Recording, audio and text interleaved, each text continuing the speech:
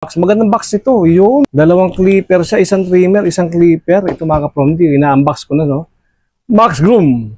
May pouch bag pa. Maganda to. Ngayon lang ako nakakita ng ganitong clipper na naka-pouch. Karamihan naka-box lang, no? Uy! Dalawa na. Ay mga Promdi. Sana nakikita nyo. No?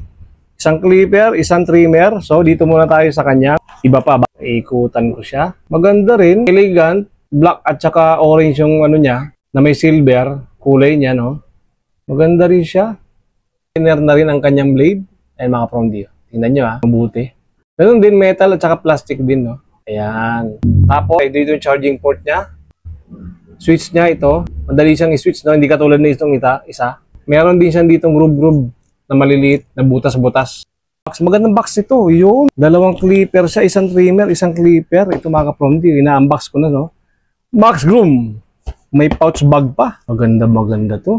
Ngayon lang ako nakakita ng ganitong clipper na naka-pouch. Karamihan naka-box lang, no? Uy! Dalawa na. Ay mga Promdi, sana nakikita nyo. No?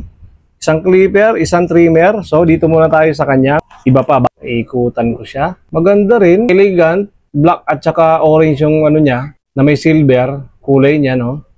Maganda rin siya. Thinner na rin ang kanyang blade. Ay mga Promdi. Tingnan nyo ha. Mabuti.